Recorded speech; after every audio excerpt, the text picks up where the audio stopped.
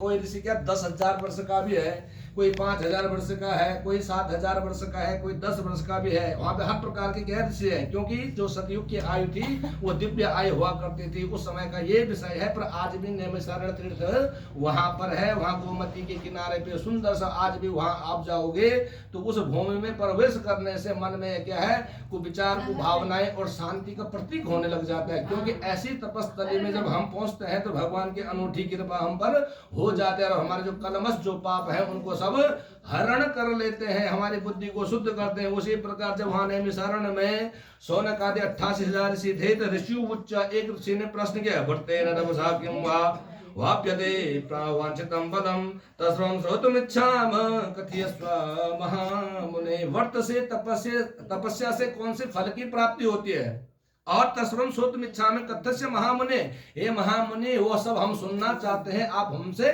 कहिए। कौन कह रहे हैं, सोचिए। एकदा नारदो योगी परानुग्रह कांक्षयम पर्यटन विद्वान लोकमृतलोकमुपागतः।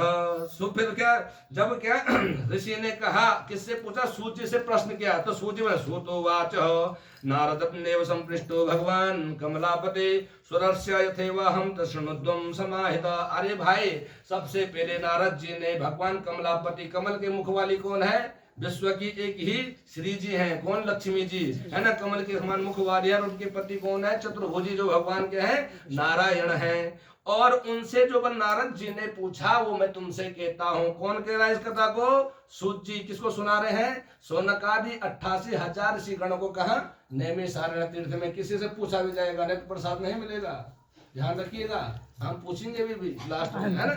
और एकदा नारदो योगी प्राणुग्र कांक्षम प्रदान लोके मृतलोके मुपागतः। एक समय की बात है, नारद जी एक जगह स्थिर रहते नहीं, अनेक प्रकार के लोकों में क्या करते रहते हैं, भ्रमण करते रहते हैं। तो भ्रमण करते करते वो कहाँ आए, मृत लोक। इस पृथ्वी को क्या कहते हैं, मृत लोक। क्यों कहते हैं, जो यहाँ जन्मता है इसकी मृत्यु अवश्य है। चाहे पेड़ पौधे वृक्ष जलचर नवचर गगनचर कोई भी जीव क्यों नहीं, मनुष्य हाथी घोड़ा जितने भी जीव जंतु हैं सबकी क्या होनी है, मृत्यु होनी है। तो इसलिए इसको क्या कहते हैं, मृत्यु लोक। और मृत्यु लोक में जब आगे तदोदिष्टाजनान सर्वान नाना क्लेश समन्विता नाना योनि समुत्पन्नम किलस्यमान स्वकर्मवेहि ततोदिष्टांजनान सर्वान। और यहाँ आकर के उन्होंने क्या देखा, हम सब लोग क्या है, दुखी हैं। कोई सुखी है, हाथ खड़ा करिएगा, नहीं है कोई सुखी। क्यों नहीं है, उससे हम सब सुखी हैं, पर हमने अपना कारण बना दिया है दुख का। नानान जनान सर्वान नाना क्लेश समन्वितम, अपने अपने ग्रह क्लेशों से क्या है, पकड़ रहे हैं, है ना। और नाना योनि सुपतम क्लेश्यान स्वकर्म भी, अपने अपने कर्मों के कारण ही अपने पाप कर्मों को भोग रहे हैं। कोई तन दुखी, कोई मन दुखी, कोई धन बिन रहे तो उदास, थोड़ा थोड़ा सब दुखी सुखी हरि के दास। केवल एक जो भगवान की शरणागति कर लेता है ना, जो भगवान के चरणों में अपने को समझता है, तो उसके सब दुख क्या हो जाते हैं, भगवान हर लेते हैं। उसको सुख की कोई परवाह नहीं है, दुख की कोई परवाह नहीं है, हानि लाभ किसी चीज का कोई। पर कोई तन दुखी, किसी के क्या है, तन में दुखी, कोई मन दुखी, कोई मन से दुखी है, कोई धन बिन रहे तो उदास, और कोई धन के लिए क्या तड़फ रहा है कि कैसे करके मैं घर का चूल्हा जलवाऊं शाम को। और कोई तन दुखी, कोई धन भी नहीं, थोड़ा थोड़ा सब दुखी। ऐसा कोई व्यक्ति नहीं है जो संसार में अपने आप को सुखी समझता होगा। केवल एक भगवान का जो दास होगा वही दास केवल प्रसन्न होगा। व्यक्ति सब जो ये है ना, हम लोग क्या है, दुखी हैं, है ना। तो सुख कहाँ है, भगवान के श्री चरणों में। भगवान का कभी हमें दुख घेर लेता है तो हमें सुनिश्चित कर लेना चाहिए कि हमारा अब कोई साथ नहीं देने वाला। तो क्यों नहीं हम सीधा पांव पकड़ने, तो किसे पकड़ने हैं, भगवान के। किसी छोटे मोटे के पकड़ने ही नहीं है, सीधा राष्ट्रपति के, प्रधानमंत्री के पांव पकड़ लो।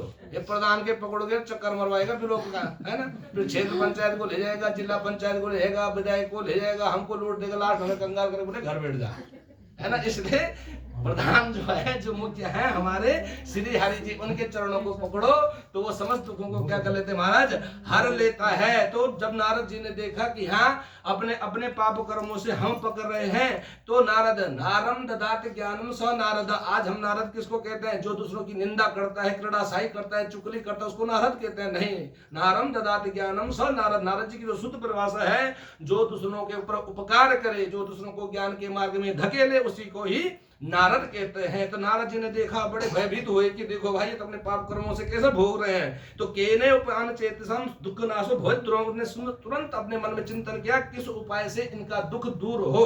तो इति संचित मनसा विष्णु लोकम गतस्तदा, और उनको भी कुछ समझ में नहीं आया, जो कि नारद जी चारों वेदों को जानने वाले, पुराणों को जानने, धर्म को जानने, शास्त्रों को जानने वाले हैं, तब भी नहीं। फिर उस तुरंत कहाँ गए? भगवान श्री हरि के चरणों में गए। कहाँ? मनसा विष्णुलोकम गतस्तदा, विष्णुलोक को गए। तत्र नारायणम देव शुक्लवर्णम चतुर्भुजम शंख चक्र गदा पद्म वनमाला विभूषितम। भगवान का दिव्य धाम है, जहाँ के सूर्य का प्रकाश नहीं, हम यहाँ सूर्य के प्रकाश से प्रकाशित होते हैं।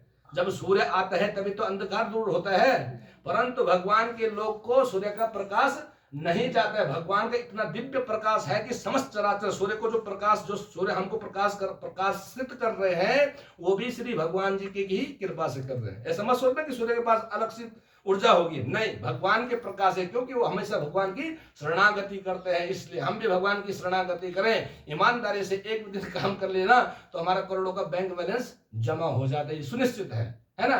तो जब भगवान को वहां नारद जी ने देखा तो शंख चक्र, जिनके हाथ में शंख है, चक्र है, वनमाला, सुंदर से तुलसी की वन पत्तों की क्या सुंदर से क्या वाली माला बनी हुई है, और आजान बाहु भगवान है, दिव्य स्वरूप भगवान का है। तो जब नारद जी ने दृष्टा तम देव देवी संस्तुतुम समचक्र में, जब उनको देखा तो बड़ा प्रसन्न नारद जी का हृदय हुआ, और उनको देख करके तो हर व्यक्ति क्या हो जाता है? सुखी हो जाता। आप भाव से यहाँ पे नंद जी को देखो, आपका भाव बन जाएगा, है ना। और नारदो वाच, नारद जी बोलने लगे, नमो वांग मनसाति रूपाय अनंत शक्ते आदि मध्यांत हीनाय निर्गुणाय गुणात्मने। नमो वांग मनसाति रूपाय, जो अनंत स्वरूप क्या है, दिव्य स्वरूप है, उस स्वरूप को मैं नारद क्या करता हूँ? प्रणाम करता हूं, जिसका आदि मध्य अंत का भी कोई पता नहीं। उस पर नारद जी, आप उस